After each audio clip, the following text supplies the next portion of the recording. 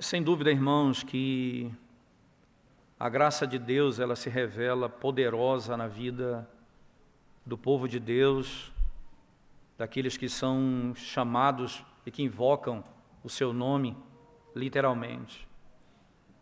Nós acabamos de sair do capítulo 21, onde Davi, errante, caminhou por terrenos sombrios, onde Davi mentiu, e você tem aqui ele reconhecendo no final do capítulo 22 que ele foi a causa da morte dos sacerdotes, ali quando viu Doeg naquele local. Ele reconhece que ele pecou contra o Senhor, ele tem consciência do que ele fez. Davi toma a espada de Golias de dentro do santuário, volta a vestir as armas de guerra, quando ele reconheceu que as armas que ele tinha não eram aquelas que provinham do Senhor. Ele se afasta cada vez mais do Senhor, da confiança e da dependência do Senhor. E ele então foge para o lugar dos inimigos, para os filisteus, e ali ele se passa de louco para não morrer. Ele age como um louco para não morrer. Ele vai como que descendo uma ladeira, descendo as escadas, e aparentemente chegaria ao fundo do poço, mas a graça do Senhor o alcançou. As promessas que Deus havia feito a ele quando o chamou não iriam falhar, como as promessas de Deus nunca falham. Nós vamos lembrar das palavras do salmista no Salmo 89, quando diz: eu jurei a Davi, meu servo, acaso serei mentiroso, serei falso a meu servo Davi? As palavras do Senhor não voltariam atrás, as suas promessas não cairiam por terra. A graça vem sobre Davi, irmãos. Davi passou pelos caminhos de Gade, o caminho da vergonha, da loucura. Ele passou por todos esses caminhos. Então o Senhor vai trazê-lo agora para a caverna de Adulão. O Senhor vai trazê-lo para dentro de uma caverna. Dessa caverna, salmos foram escritos. Salmos. Tudo indica que o Salmo 142 que cantamos há pouco tempo tenha sido escrito nesse contexto aqui. Das profundezas, clamei a ti, Senhor. Das profundezas, clamei a ti, Senhor.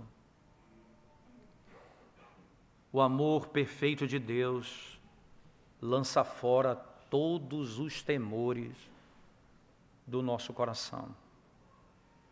Davi está de volta ao caminho que ele não deveria ter se apartado. E então, nessa sessão do capítulo 22, nós temos a primeira parte, que é do capítulo 22. Você tem duas grandes partes, podemos dizer assim, do verso 1 ao 5, a caverna de Adulão, quando ele se encontra ali. Depois do verso 6, irmãos, até o verso 19, podemos dizer assim, você tem ali a matança dos sacerdotes. O diálogo e como se deu essa matança. Nós vamos analisar um pouco essa sessão. E por último, que aí eu diria que é a parte conclusiva do próprio capítulo, quando um dos sacerdotes foge para Davi, e Davi agora passa a ser aquele que de fato protege aqueles que estão sendo perseguidos pelo rei Saul. Agora, ele não tem dúvida de que quem está com ele é inimigo de Saul. Quem se opõe a Saul vira inimigo, e muito mais, quem está associado a Davi agora deve morrer. Não haverá acordo mais, não haverá meio termo mais. Davi relutou, Davi tentou, Davi imaginou que talvez fosse um equívoco pensar que o rei teria feito aquilo. Agora não há mais dúvida, ele vai correr. E o caminho dos dois, irmãos, serão distintos. Saul vai correr até chegar no monte onde ele vai ser morto. Davi vai correr até chegar a Sião, onde ele governará de lá Israel. Nós vamos encontrar dois caminhos distintos. Os que seguem a Saul, seguem a morte. Os que seguem a Davi, seguem a vida, a bênção do Senhor sobre si. Aqui nós temos literalmente a descrição do que nós teremos a partir dessa sessão até o fim da história da morte de Saul e do reinado de Davi. Versos de 1 a 5, então, comecemos, irmãos, a refletir um pouco sobre esse lugar chamado Adulão. Davi esconde-se em Adulão e depois em Moabe. Davi foge, irmãos, ele foge de Saul. A caverna de Adulão não é exatamente o lugar onde ele vai voltar ao caminho de onde ele nunca deveria ter saído. E naquele contexto você vai ouvir as palavras descritas ali, os homens que viviam em cavernas, que eram presos, como lá no texto de Hebreus, no capítulo 11, nós vamos encontrar nas palavras do autor da carta aos Hebreus, no capítulo 11, verso 38, ele diz assim: irmãos, homens dos quais o mundo não era digno, errantes pelos desertos, pelos montes, pelas covas, pelos antros da terra, homens que viviam como Davi passará a viver. A caverna de Adulão, irmãos, ela era literalmente próxima à cidade de Adulão, vamos dizer assim, em torno de 20 quilômetros de Jerusalém, 20 quilômetros de distância da cidade de Jerusalém. Acontece que quando ele chega ali, entenda, no capítulo 22, acontece um detalhe interessante. Imediatamente, quando ouviram isso, seus irmãos e toda a casa de seu pai desceram ali para ter com ele. Imediatamente, quando chegou a notícia de que ele estava ali, correram para a casa dele, os pais e os seus irmãos. Os pais e seus irmãos. A sua família se juntou com ele, e não apenas essa família, veja o verso 2, ajuntaram-se a ele todos os homens que se achavam em aperto, todo homem endividado, todos os amargurados de espírito, e ele se fez chefe deles, e eram com ele uns 400 homens. Então, ele tinha um grupo de pessoas que agora o seguiam. E é interessante notar isso, irmãos. Quem eram essas pessoas? Amarguradas, endividadas, tristes, abatidas. Eram pessoas que eram perseguidas por Saul. Pessoas que não tinham paz naquele reino.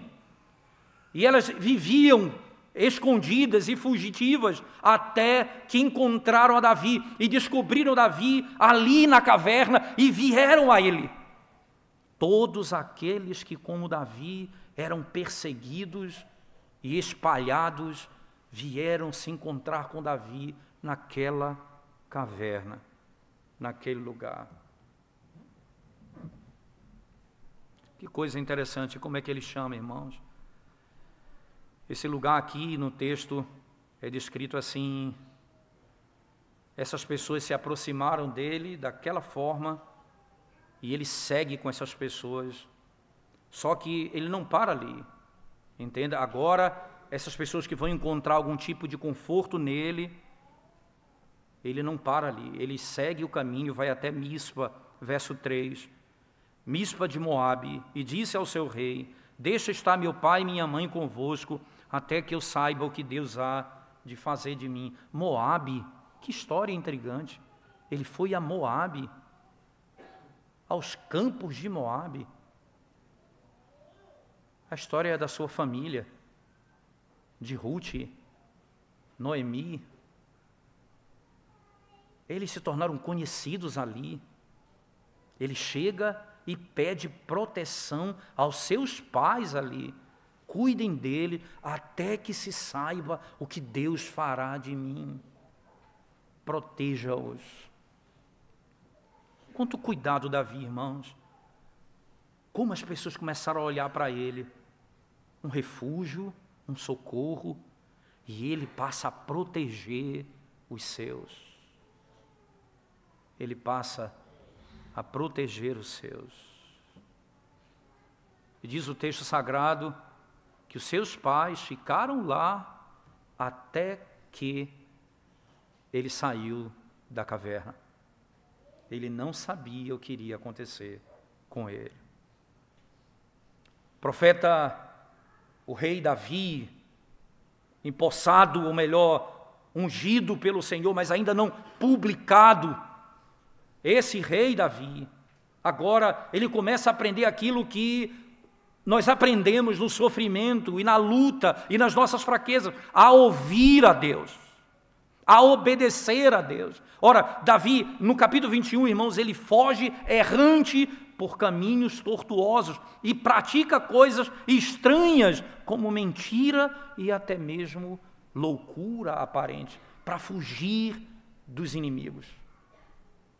Agora, o verso 5 simplesmente diz assim: porém o profeta Gade disse a Davi, não fiques neste lugar seguro. Veja que coisa, irmãos, não fique nesse lugar seguro.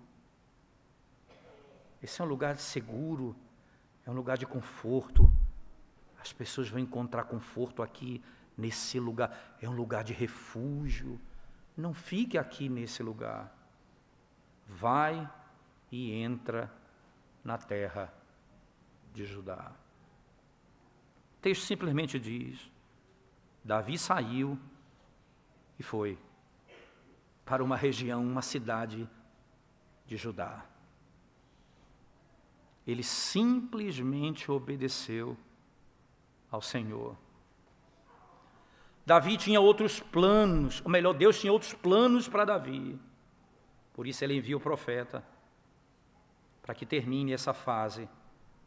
E agora ele diz, volte ao teu caminho que te conduzirá ao trono. Davi deixou e foi obedecendo ao profeta. E aqui eu queria rapidamente, irmãos, algumas reflexões rápidas nessa primeira sessão, e acho que é importante fazermos. Qual é o significado dessa fase da vida de Davi? O que é que nós podemos aprender um pouco sobre ele, Primeiro, pense que esse é um tempo de reflexão espiritual e também de restauração espiritual. Esse é um tempo precioso, irmãos. A experiência de Davi em Gate, irmão, como nós lemos no capítulo 21, levou à composição do Salmo de número 34. E foi também nesse tempo que Davi escreveu o Salmo 57 e o Salmo 142. E aqui nós aprendemos como orar ao Senhor em tempo e circunstâncias de profunda opressão e angústia. Eles ilustram a verdade, irmãos, que exatamente através desse canal, quando nós não temos força, quando nós não temos em nós condições alguma de sair de onde nos encontramos, Deus comunica sua força a nós de modo poderoso. Essa batalha espiritual, irmãos, nessa batalha espiritual, confiar em si mesmo é um grande impedimento, e o Senhor vai mostrar quando você tentou andar pelo seu próprio caminho. Veja o que aconteceu. Aprenda a me ouvir, atenta à minha voz, escuta os meus mandamentos. Salmo 57, 1 e 2, o salmista vai dizer assim, nesse contexto que você está lendo aqui, exatamente no livro de Samuel, 57, 1 e 2, diz assim: tem misericórdia de mim, ó Deus, tem misericórdia, pois em ti a minha alma se refugia, à sombra das tuas asas me abrigo, até que passem as calamidades. Clamarei ao Deus Altíssimo, ao Deus que por mim tudo executa. Clamarei a Ele e dependerei dEle.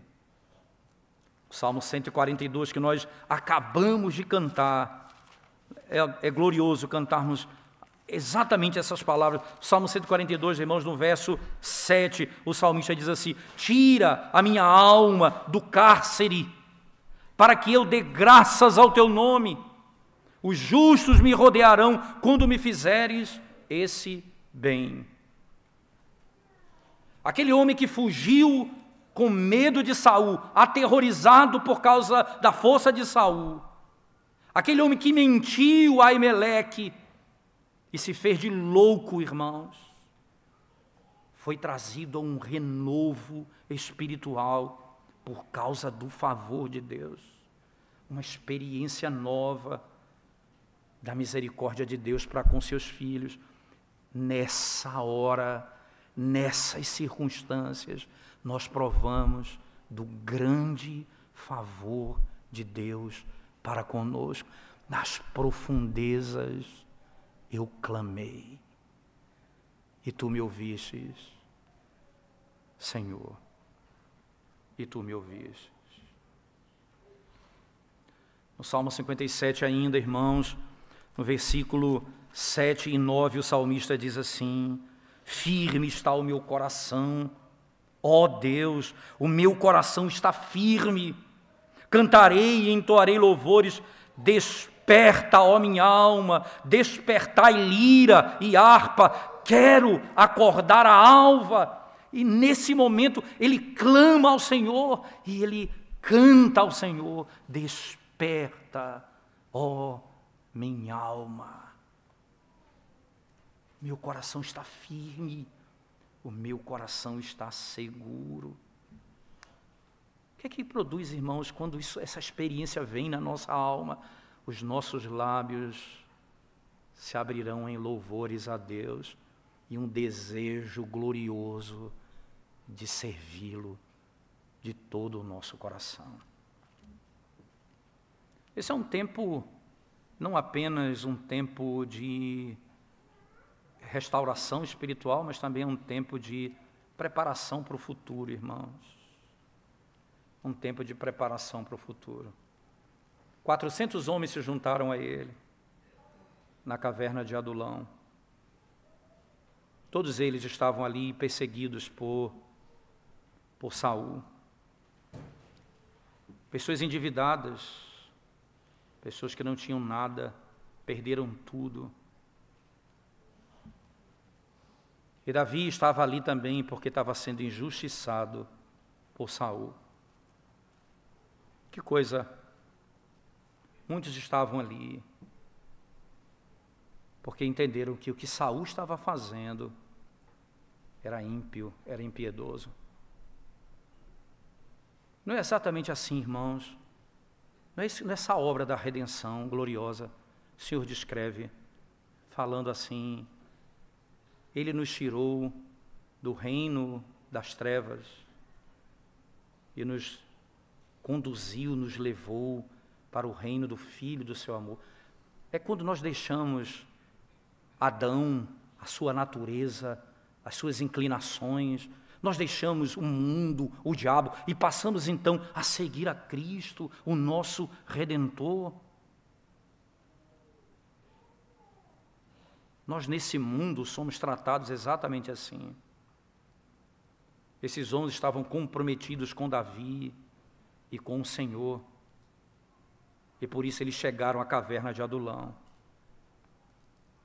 como se fosse uma congregação, a congregação daqueles que deixaram Saul, o mundo e o diabo e se reúnem para louvar ao Deus único e verdadeiro. Aqui tem um rei, e aqui tem um remanescente do Senhor, reunido numa caverna para adorar o Senhor. Isso vai ficar tão claro na sequência do capítulo 22, que Saul vai dizer: as pessoas não estão do lado dele, porque quem está do lado dele se compromete com a lógica dele, com a visão de mundo dele. Veja, os soldados que estavam com Saul não levantaram espada para matar os sacerdotes. Apenas Doeg era aquele que estava ali e tinha no seu coração o desejo de ser exatamente um filho de Saul. Ele levanta e mata, mas aqueles homens não se submeteram às loucuras que ele informou ao povo. É tempo, irmãos, é tempo de preparação para o futuro. O Senhor está levantando uma congregação gloriosa. E é isso que ele diz lá no Salmo de número 2, com todas as letras. Quando os inimigos se levantam contra o Senhor, contra o seu ungido, para tentar destruí-lo, o Senhor de cima vê e ri daquilo que eles planejam fazer contra a igreja do Senhor. Verso 4, ri-se aquele que habita nos céus, o Senhor zomba deles. Só que o Senhor vai dizer, no verso 5, na sua ira, a seu tempo lhes há de falar, e no seu furor os confundirá. Eu, porém, constituí o meu rei sobre o meu santo monte Sião. Está levantado o rei, aquele que vai cuidar do meu povo e vai socorrer o meu povo. E aí ele diz assim, proclamarei o decreto do Senhor. Ele me disse, tu és meu filho, eu hoje te gerei. Pede-me e eu te darei as nações por herança e as extremidades da terra por tua possessão. Com vara de ferro as regerás e as despedaçarás como um vaso de oleiro. Agora, pois, ó reis, sede prudentes, deixai-vos advertir, juízes da terra, servi ao Senhor com temor e alegrai-vos nele com tremor. Entendam, abandonem a sua lógica de vida, o seu domínio e o seu poder, submetido a Saul, ao diabo e ao mundo, e venham a Cristo, se arrependam, beijai o Filho, para que não se irrite e não pereçais no caminho, porque dentre um pouco se lhe inflamará a ira. Bem-aventurado todos os que nele encontram refúgio. Veja, todos os que encontram refúgio nele, exatamente aqui. Davi, tipificando Cristo, passa a ser aquele que os que são rejeitados por Saul encontram refúgio. Encontram refúgio exatamente naquele contexto. Na última sessão, então, do verso 6 até o final, irmãos, nós voltaremos ainda a discorrer um pouco sobre essa primeira sessão, na conclusão final do sermão, mas vamos seguir o fluxo do texto em 1 Samuel, no capítulo 22, a partir do verso 6. Aqui nós temos, irmãos, lembre-se, a caverna de Adulão, ela se tornou um divisor de águas na vida de Davi. Até que a fuga o conduziu a Adulão.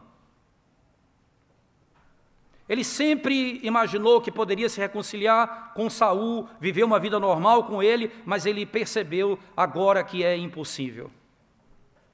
Desesperado ele correu, desesperado ele mentiu, buscou asilo nos inimigos do Senhor, os filisteus, e numa passagem que nós já discorremos do capítulo 21, ele agiu como quem não creu em Deus, apesar de ser um verdadeiro crente no Senhor. Ele agiu como quem não estava preso às verdades do Senhor, mas ele era um homem de Deus. E como isso pode acontecer com os servos do Senhor? O Senhor estava com ele, agiu por meio dele. Quando Davi, irmãos, clamou a Deus no seu desespero e confusão, o Senhor ouviu a sua oração. O Senhor ouviu a sua oração. Os temores nos levam a grande prática de pecado. Como o salmista, irmãos, ou melhor, como o profeta Isaías, no capítulo 43, verso 2, o Senhor estava ali com Davi, mesmo no meio das águas, mesmo no meio do fogo.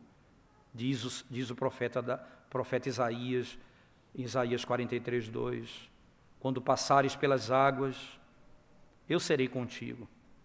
Quando pelos rios, eles não te submergirão. Quando passares pelo fogo, não te queimarás, nem a chama arderá em ti. E a única razão para isso está na segunda parte do verso 2. Eu serei contigo. Quando passares, eu estarei contigo. O Senhor não abandona o seu povo em hipótese alguma.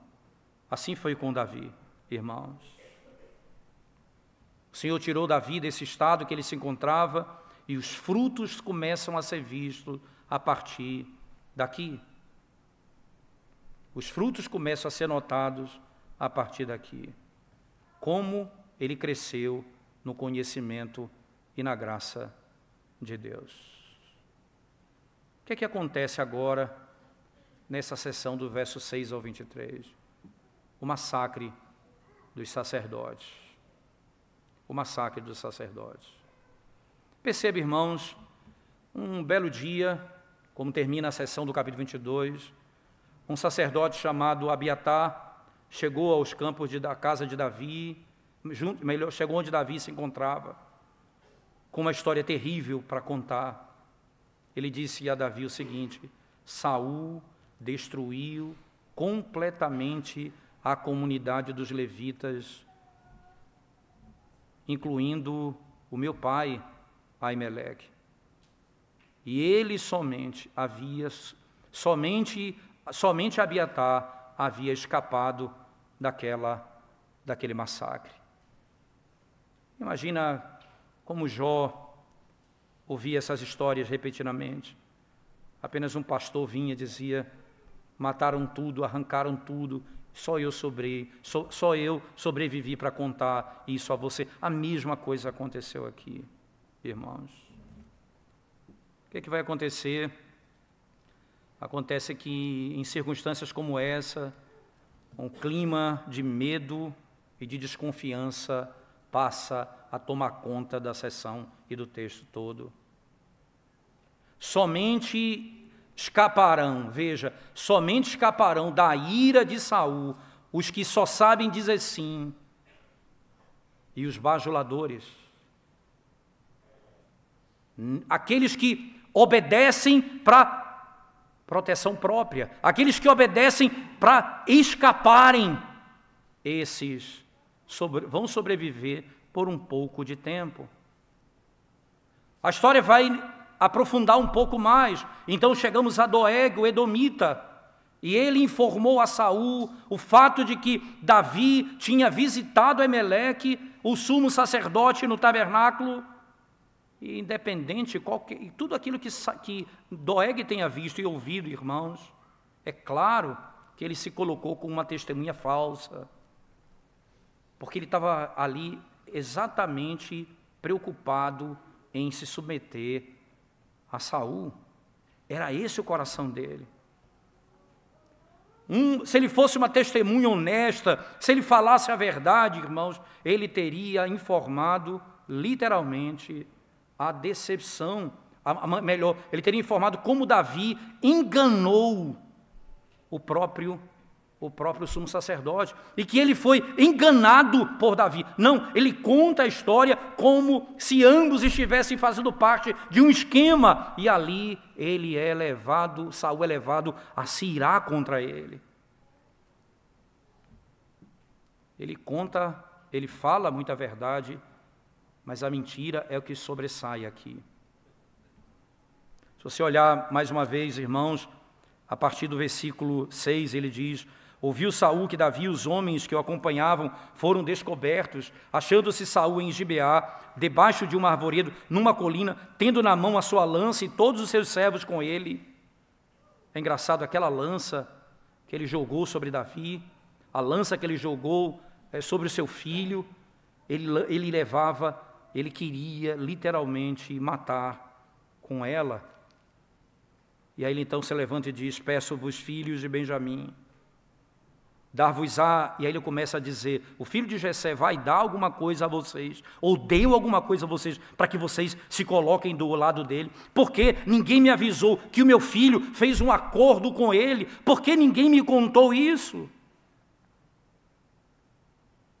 E aí Doeg se levanta no verso 9 e diz, Doeg, o edomita, que também estava com os servos de Saul, disse, viu o filho de Jessé chegar a Nobe, Aimeleque, filho de Aitube. E como Aimeleque, a pedido dele, consultou o Senhor e lhe fez previsões, ele deu a espada de Golias, o filisteu. Ele nunca disse que ele estava sendo enganado por Davi. Ele contou ali meia verdade. Então o rei manda chamar Aimeleque com toda a sua casa.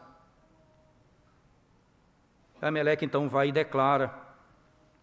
No meio da pressão ele faz o que é certo, irmãos. Ele faz aquilo que é certo.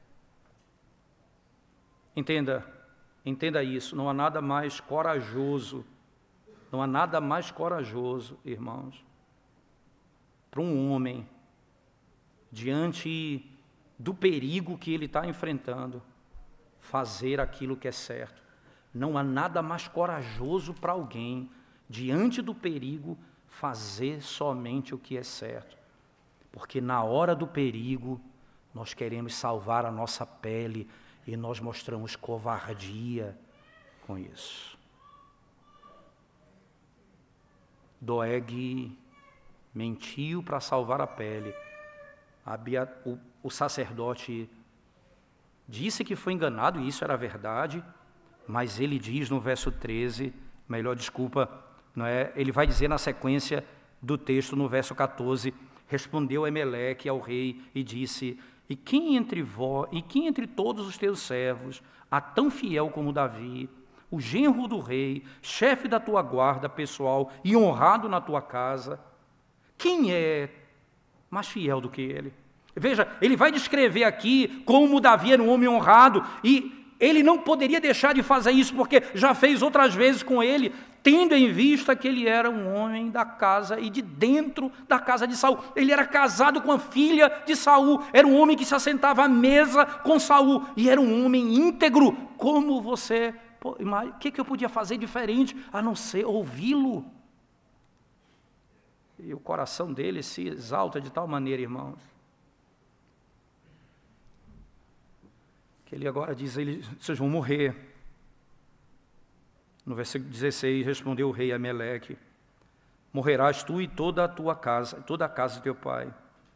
Disse o rei aos da guarda que estavam com ele, volvei e matai os sacerdotes do Senhor, porque também estão de mãos dadas com Davi, e porque souberam que fugiu e não o fizeram saber. Os servos do rei não quiseram matar, e aí quem vai fazê-lo, literalmente, Doeg, no verso 18. Então disse o rei a Doeg, volve-se e arremete contra os sacerdotes. E ele ali matou naquele dia 85 homens que vestiam a estola sacerdotal. Irmãos, que história terrível essa. Mas nós precisamos ler aqui o que está nas entrelinhas dessa história, certo? É importante. Eu tenho uma história, ela aparenta terrível aos nossos olhos, mas pelo menos 3 coisas eu preciso notar nela. Primeiro, presta atenção, irmãos. Aqui eu tenho o cumprimento, acerca de um princípio muito claro que o Senhor havia ordenado lá no capítulo 8, verso 18 de 1 Samuel. Veja lá comigo. Veja que a palavra do Senhor, como disse, não volta atrás. 1 Samuel, capítulo 8, verso 18. Diz assim o texto sagrado. Então, naquele dia, clamareis por causa do vosso rei, que houverdes escolhido, mas o Senhor não vos ouvirá naquele dia. O Senhor não vos ouvirá naquele dia. O rei que vocês escolheram, vocês vão clamar a mim e eu não vou dar ouvidos a vocês. Vocês escolheram esse rei, vocês vão clamar por socorro e eu não vou ouvir. Saul, irmãos, estava se tornando aquilo que Deus havia anunciado, um homem cujo coração era ímpio, e Deus não ouvia mais Saul. Deus cumpre o que ele disse, não faça isso, você vai colher os frutos dos seus atos. Segunda coisa importante que nós temos que aprender aqui, irmãos, é que há uma profecia que está se cumprindo aqui também. Essa profecia que se cumpre aqui, ela não é, entenda, ela não é algo solto, ela aconteceu em Samuel também. Volte lá comigo, 1 Samuel capítulo 2, por favor. 1 Samuel capítulo 2, verso 31 até o verso 36. Diz assim um texto: Eis que vem dias em que cortarei o teu braço e o braço da casa de teu pai, para que não haja mais velho nenhum em tua casa. E verás o aperto da morada de Deus há um tempo com o bem que fará Israel, e jamais haverá velho em tua casa. O homem, porém, da tua linhagem, a quem eu não afastar do meu altar, será para ti consumir os olhos e para te entristecer a alma, e todos os descendentes da tua casa morrerão na flor da idade. Ser-te-á por sinal o que sobrevirá a teus 2 filhos, a Ofni e Finéias, ambos morrerão no mesmo dia. Então suscitarei para mim um sacerdote fiel no coração e na mente, edificar-te-ei uma casa estável, e andará ele diante do meu ungido para sempre. Será que todo aquele que restar da tua casa virá a inclinar-se diante dele para obter uma moeda de prata e um bocado de pão, e dirá: rogo-te que me admitas a algum dos cargos sacerdotais para ter um pedaço de pão que coma. Veja, o Senhor se levantou contra Eli e a sua descendência, dizendo que eles seriam eliminados por conta do pecado que ele havia cometido. E é o que está acontecendo aqui nesse contexto. Ora, para você não ter dúvida quanto a isso, irmãos, na mesma sessão, no capítulo 3, por favor, de 1 Samuel, apenas 2 versos, o 13 e o 14, diz assim: Porque já lhe disse que julgarei a sua casa para sempre, pela iniquidade que ele bem conhecia, porque seus filhos se fizeram execráveis, e ele os não repreendeu. Portanto, jurei à casa de Eli, que nunca lhe será expiada a iniquidade, nem com sacrifício, nem com oferta de manjares. O massacre de 85 sacerdotes, irmãos, era da linhagem de Eli, a extinção dele. Matthew Henry comenta, irmãos, o cumprimento das ameaças feitas há muito tempo atrás, pronunciadas contra a casa de Eli, foi restabelecida, embora feita por mão de um injusto, de um ímpio como Saul. Deus cumpriu a sua promessa. A casa de Eli ruiu nesse ato.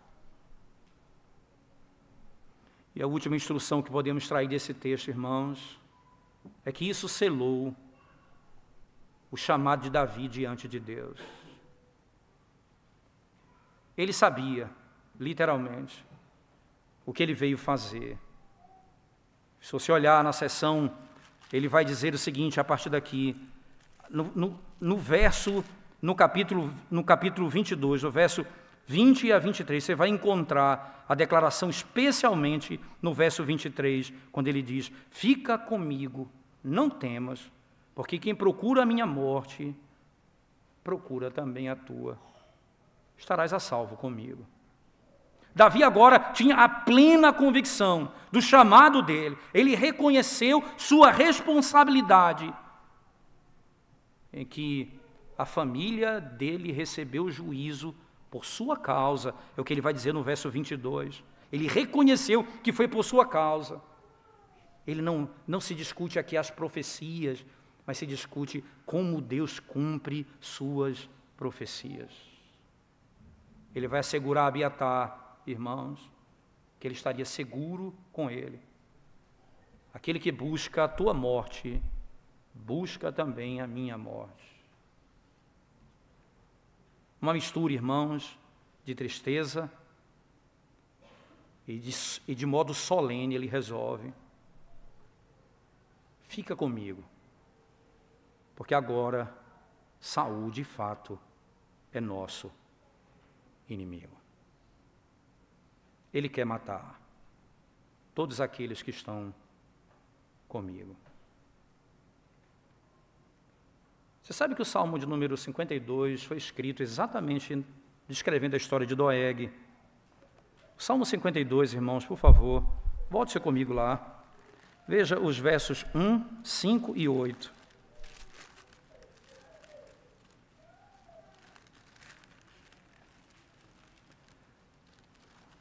Salmo 52, verso 1, 5 e 8, diz assim: Por que te glorias na maldade, ó homem poderoso? Pois a bondade de Deus dura para sempre. A bondade de Deus dura para sempre. Veja o verso 5. Também Deus te destruirá para sempre. Há de arrebatar-te e arrancar-te da tua tenda e te extirpará da terra dos viventes. Verso 8. Quanto a mim, porém, sou como a oliveira verdejante na casa de Deus. Confio na misericórdia de Deus para todo o sempre. Para todo sempre. Ele tinha certeza, irmãos. Ele tinha certeza, ele não tinha uma dúvida, isso era claro no coração dele, que aquilo que ele deve fazer é aquilo que o Senhor chamou para fazer. E ele vai fazer confiado na misericórdia de Deus, fazendo o que Deus ordenou para que fosse feito. Aqui no final do texto, 1 Samuel, ele diz exatamente isso. Os que procuram a minha morte procuram também a tua. Estarás a salvo comigo. Eu sou o teu refúgio. Eu sou aqui o teu refúgio. Quem são, irmãos? E para onde aponta essa história toda até aqui? Primeiro, preste atenção, irmãos, nessa última parte da nossa exposição. Como que Davi, nesse contexto, por meio dos seus pecados, ele foi conduzido ao entendimento do poder de Deus, da bondade de Deus, em cumprir sua palavra. Veja, ele cumpre sua palavra, o que ele prometeu, ele vai fazer. Ele passa então a obedecer a Deus de todo o coração, e ele segue na direção de cumprir aquilo que Deus lhe ordenou fazer. Mas acontece que essa história começa e termina com refúgio. Muitos homens descritos no verso 2, em aperto, endividados, amargurados de espírito, Davi se fez chefe deles. Mas não apenas dele, Abiatar correu para buscar refúgio a Davi, diante de Davi. Perceba, o texto começa e termina como Davi sendo um refúgio para aqueles que estão vivendo em angústia. Essa é a linguagem bíblica acerca de Cristo, irmãos. Ele é o refúgio, o nosso socorro bem presente. Para quem Cristo é o refúgio? Rapidamente, irmãos. Ele é refúgio para o oprimido, para aquele que vive debaixo de opressão. Que opressão? A opressão do pecado. Da opressão do pecado. Como diz Paulo aos Romanos: miserável homem que sou, quem me livrará do corpo desta morte? Eu dou graças a Deus por Jesus Cristo. Você é oprimido por Satanás, você vai encontrar, irmãos, socorro somente em Cristo. Na sua morte, ele destruiu aquele que tem o poder da morte, a saber, o diabo. Você é oprimido pelo mundo. Ele disse aos seus discípulos: estas coisas eu vos digo para que vocês tenham paz. Eu venci o mundo. No mundo tereis aflições. Tem de bom ânimo. Eu venci o mundo. Vocês vão encontrar refúgio em mim. É o pecado que te assedia, corra para Cristo. É o mundo que tenta destruir tua vida, corra para Cristo. É Satanás que quer destruir tua vida, corra para Cristo. É isso que a palavra de Deus nos diz, irmãos. Mas Mas não apenas Ele é socorro e refúgio para o oprimido, Ele é refúgio para aquele que é desprezado, irmãos. Para o que é desprezado. Voltando ao Salmo glorioso de número 142, que cantamos hoje, mais uma vez lembrando da glória desse Salmo, Salmo de número 142, preste atenção nos versos 4 e 5 do Salmo, ele diz assim: olha à minha direita e vê, pois não há quem me reconheça, nenhum lugar de quê? De refúgio, ninguém que por mim se interesse. A ti clamo, ó Senhor, e digo, tu és o meu refúgio, o meu quinhão na terra dos viventes. Tu és o meu refúgio, o meu quinhão na terra dos viventes.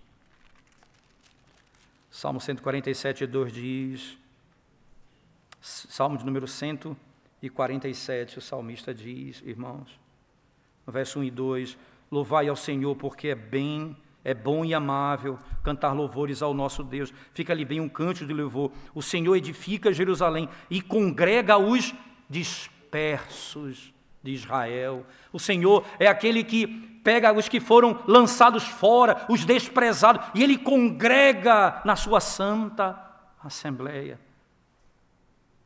Ele é o nosso refúgio. Ele é refúgio para os que estão endividados. As igrejas neopentecostais conclamam as pessoas endividadas para darem dízimo e saírem da dívida. O Evangelho diz, há uma dívida que você não pode pagar. E há um refúgio para você, Jesus Cristo, aquele que pagou a dívida que você não poderia pagar. Isaías 25, no verso 4, irmãos, Isaías 25, no verso 4, o profeta diz assim, preste bem atenção nas palavras do Senhor, porque foste a fortaleza do pobre e a fortaleza do necessitado na sua angústia, refúgio contra a tempestade e sombra contra o calor. Tu és a fortaleza, Senhor Deus. E que glória você pensar nisso, irmãos, porque aqui nós encontramos a beleza da obra de Cristo, literalmente. Cristo pagou a nossa dívida. Nós podemos correr para Ele. E sabe qual era a nossa dívida? Eu só explicar rápido para você. Gálatas 3,10. Maldito todo aquele que não permanece em todas as coisas escritas no livro da lei para praticá-las. Nós estávamos debaixo de maldição, porque aquilo que Deus requeria e requer do homem nessa vida é perfeita obediência pessoal. O homem caído é incapaz de fazê-lo. E aí na sequência do texto, ele levou sobre si a nossa maldição. Ele se fez maldição em nosso lugar. As nossas dívidas foram pagas. Ele é proteção, irmãos, para os que cometeram crimes, estão sujeitos à morte pela lei.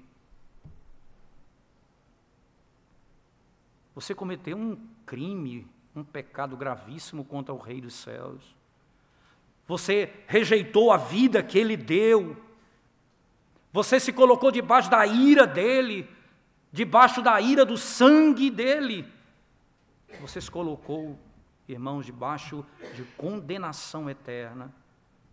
Aqui há refúgio para você.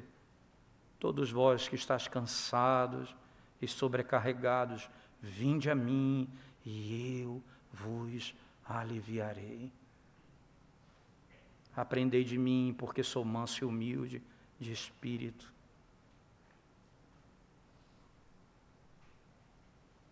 Cristo é o nosso refúgio. E nós podemos correr para Ele hoje. Essa é a chance, essa é a oportunidade, essa é a glória do momento do Evangelho. Irmãos,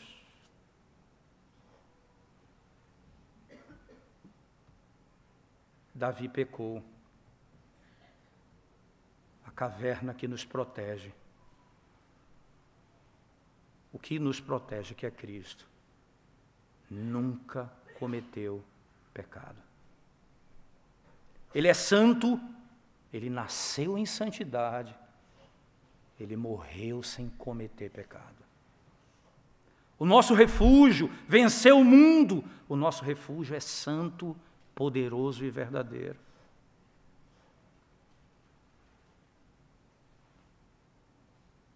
Ouviram falar, o rei Davi está sendo perseguido. Vamos correr para ele. Você está lá fora no mundo, irmãos. Satanás, o diabo, o mundo, as feras do campo, as trevas, a angústia, o medo e o pavor. E hoje se abriu essa porta gloriosa que diz: corram para Cristo. Ele é o nosso refúgio e proteção. Hoje é o dia da salvação. Só a esperança nele. Literalmente, só a esperança nele. Vamos curvar nossa cabeça, vamos orar ao Senhor nesse momento, irmãos. Bendito Deus, nós te exaltamos nessa manhã do teu santo dia, reconhecendo a glória do Evangelho de Cristo, o refúgio para a nossa alma, o socorro bem presente na hora da tribulação. Ó Senhor, sê gracioso para conosco. Abra os nossos olhos, que aqueles que estão hoje, Senhor Deus, vivendo perdidos, angustiados, terrivelmente atormentados, Senhor, que eles vejam a porta. E Jesus disse: eu sou a porta. Ele é o refúgio, Ele é o aprisco, Ele é o alimento, Ele é a proteção.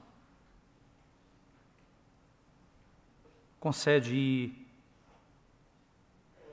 a graça para que os homens vejam o Senhor e corram para Ele, porque nele há esperança. Bendito seja o teu nome, Senhor, hoje e para sempre. Amém.